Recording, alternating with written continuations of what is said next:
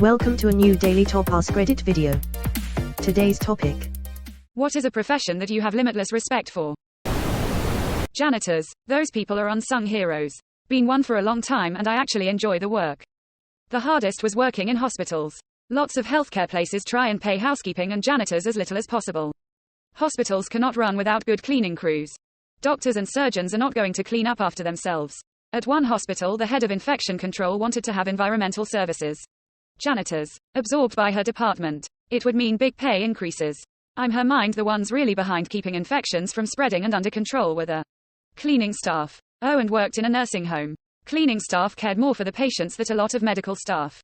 Wasn't uncommon that our team was the only friendly conversation the old people would have. I was a 5 a.m. porter at a grocery store. Janitor, light maintenance, ran the compactor. I loved the job. I was done with 8 hours of work by 6:30. I had a secret room with a chair that the manager key didn't open but janitorial did. I repaired the broken intercom in that room so I could hear pages. And I would play PSP back there until someone paged for me. Then I would appear in seconds to help out. I constantly told people I would be in my office, and they thought I was joking. Just didn't pay enough. I was good at it and making $7.65 an hour after 6 years in the company. Sewage workers. We like to be called brown trout fishermen or wastewater professionals. Winking face. Brown trout fisherman. Oh man.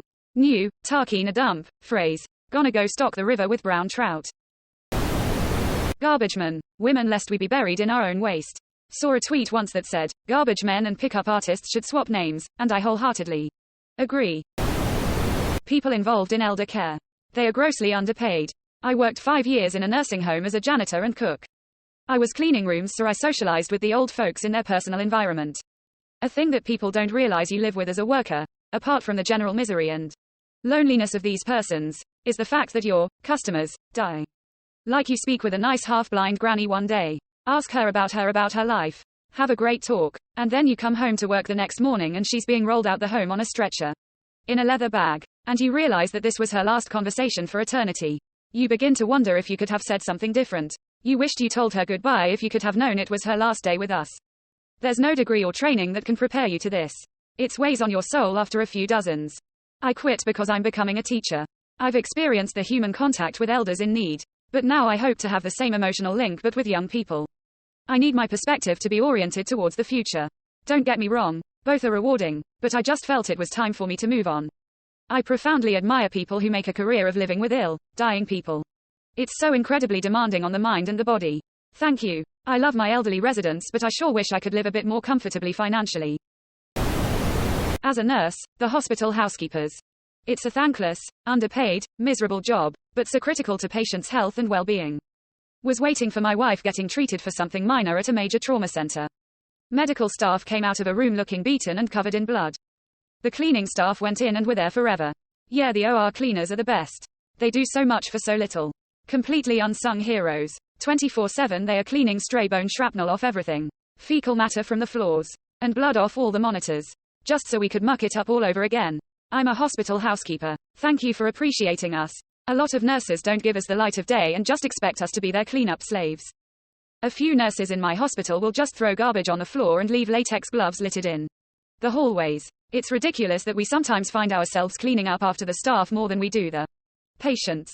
Edit. Wanted to say thank you to all the nurses and care aides that try to keep things tidy.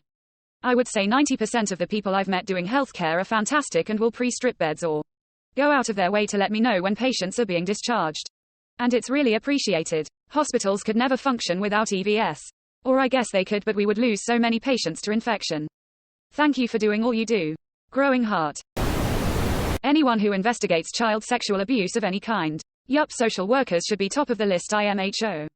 That has to be an incredibly soul-crushing job. It is. It's crushing me. As a social worker. Thank you. But my soul is yet to be crushed. In truth, the hardest things I deal with are not with the clients but with our broken systems of services. There's so much we could do as a country if we truly valued all our citizens. And it would benefit everyone. Not just those who use or need social services. Instead, we have band-aid programs, hiding or patching a problem. Often inadequately. It's seriously tough work. I need to be on my best form to do it, and I luckily know how to take care of myself. There's some days that I literally spend hours looking at cats and kittens subs to try and forget the horrors. This last week was particularly hard and some of the worst I've seen. Some people are absolute monsters. The real monsters are always people. But we're all very lucky to have people like you who wade through that hell to pull out the part of our world that's the most vulnerable.